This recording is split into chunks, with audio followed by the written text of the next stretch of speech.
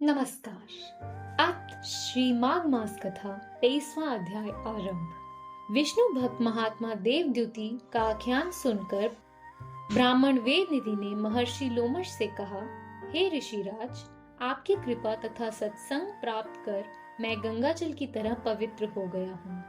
हे प्रभु, मेरी प्रबल इच्छा है कि आप कृपा करके मुझे महात्मा देवद्युति द्वारा रचित उस दिव्य भक्तिमय विष्णु स्तोत्र को सुनाने की कृपा करें, जिसे सुनकर भगवान विष्णु देवद्युति की भक्ति से प्रसन्न हुए थे।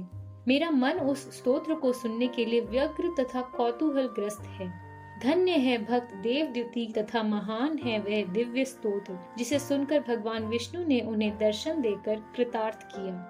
हे प्रभु, मेरा अंतःकरण कह रहा है कि आपकी कृपा से मेरा मनोरथ अवश्य ही सिद्ध होगा। शास्त्रों ने कहा है कि महापुरुषों की संगति उन्नति तथा उत्थान का सर्वोत्तम साधन है। जिस प्रकार पारसमणि के स्पर्श से लोहा भी स्वर्ण हो जाता है, उसी प्रकार महापुरुषों का साथ ही साधारण जनों को महान बना देता है। महर्षि लोमश ने कहा, हे विप्रवर, अब मैं तुम्हें विष्णु भक्त देवद्युति द्वारा की गई भगवान विष्णु की उस स्तुति का वर्णन करता हूँ, जिसके भक्ति पूर्ण श्रवण मात्र से ही समस्त पापों और संतापों का नाश होकर मनुष्य को उत्तम गति की प्राप्ति होती है। विष्णु भगवान का यह दिव्य स्तोत्र सर्वप्रथम श्री विष्णु के वाहन गरुड़ जी ने प्राप्त किया था। तत्पश्चात यह स्तोत्र उनकी कृपा से मुझे प्राप्त हुआ। अथ श्री भगवान विष्णु दिव्य स्तोत्र आरंभ। हे देवादिदेव सर्वेश्वर, आपके श्वासों द्वारा अंकों सहित सूत्रों और उक्तियों सहित महान वेदों का आविर्भाव हुआ है।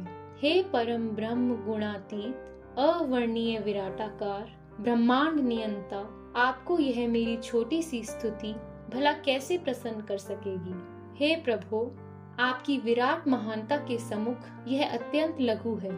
हे प्रभु दया सागर, अशरण शरण, दीन हितकारी, केवल आपकी भक्ति भाव में भाव विभोर होकर अनन्य भक्ति भाव के वशीभूत होकर मैंने ऐसा दुस्साहस किया है। सृष्टि का पालन करने, निर्माण करने तथा विनाश करने के लिए आपने ही अपनी योग माया से ब्रह्मा, विष्णु और शिव का रूप धारण कर रखा है। तथापि आपके इन योग माया रूपों से भक्त को आराधना तथा भक्ति की जो सुलभता प्राप्त हुई है, वह आपकी महान कृपा है। हे प्रभु, आपके भक्ति भाव रूपी ज्ञान खड़ग से माया रूपी संदेह शत्रु का नाश हो जाया करता है। ऐसे देवादिदेव भगवान विष्णु को बारंबार नमस्कार है। हे प्रभु, समस्त पापों, तापों, अज्ञान, अपकर्म इत्यादि से हमारी रक्षा करते हुए हमें दीर्घायु, सुख, समृद्धि एवं सद्गति प्रदान करें तथा सदैव अपनी भक्ति एवं कृपा बनाए रखें। इति श्री भगवान विष्णु दिव्य स्तोत्रम संपूर्ण। भगवान की इस दिव्य स्तुति को सुनाने के पश्चात महर्षि लोमश बोले, हे विप्रवर, जिस दिव्य स्तुति से प्रसन्न होकर भगवान ने भक्त प्रवर देवद्युति को साक्षात दर्शन तथा अपनी अचल भक्ति प्रदान की थी, वह संपूर्ण स्तुति मैंने भगवान की दया प्रेरणा से आदि से अंत तक सुना दी है।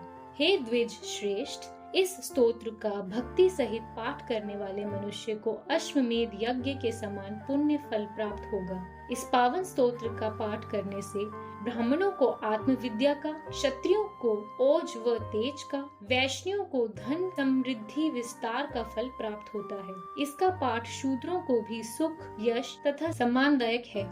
यह संपूर्ण पापों तथा अमंगलों का नाश करने वाला है। स्तोत्र की महिमा बतलाते हुए महर्षि लोमश ने आगे कहा, देवद्युति द्वारा रचित इस स्तोत्र का पाठ करने से रुग्ण व्यक्तियों को रोग मुक्ति अर्थात आरोग्य एवं स्वास्थ्य लाभ प्राप्त होता है। निर्धन व्यक्तियों की दरिद्रता दूर होकर उन्हें संपन्नता प्राप्त होती है। संतानहीनों को संतान प्राप्त होकर वंश वृद्धि होती है।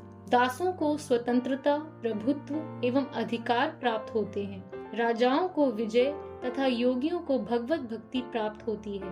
हे द्विज श्रेष्ठ, जो मनुष्य इस स्तोत्र का एकाग्र मन से भक्ति भाव पूर्वक पाठ करेंगे, उनकी बुद्धि आचार, विचार, धर्म, व्रत, नियम, संयम, दान, तप, सदाचार इत्यादि में प्रवृत्त होकर उन्हें सुखी, धार्मिक और निष्पाप जीवन गति प्रदान करेगी। यदि एक बार भी इस स्तोत्र का भक्ति पूर्वक पाठ कर लिया जाए तो शुद्ध अंतःकरण सहित निष्पाप और शुद्ध आत्मिक स्थिति प्राप्त होती है। हे मुनीश्वरों, संपूर्ण स्वस्थ जीवन तथा समस्त आधियों व्याधियों के शमन के लिए प्रत्येक व्यक्ति को इस स्तोत्र का नियमित पाठ करना चाहिए। इस स्तोत्र के पाठ करने से सद्बुद्धि, लक्ष्मी, यश, कीर्ति, मान, ज्ञान, विवेक, संतान, ऐश्वर्य, वैभव तथा उत्तम धर्म फल की प्राप्ति होती है। यह समस्त भयों से अभय प्रदान करता है तथा दीर्घायुष एवं आरोग्य प्रदान करता है। अतएव दुष्ट ग्रहों, बाधाओं, पापों, तापों, संतापों एवं अनिष्टों के समूल उन्मूलन के लिए इस स्तोत्र का पाठ प्रत्येक मनुष्य को अवश्य करना चाहिए। जो मनुष्य भक्ति भाव सहित इस स्तोत्र और इस अध्याय का पाठ करते हुए देवादिदेव भगवान विष्णु की आराधना करते हैं, वे समस्त पापों और दुखों से मुक्त होकर श्री विष्णु भगवान के लोक को प्राप्त करते हैं। इस अध्याय के पठन, पाठन और श्रवण करने वालों को भी भगवान की अविचल भक्ति प्राप्त होती है। इति श्री पद्म पुराणे माघ महात्म्ये 23वां अध्याय संपूर्ण।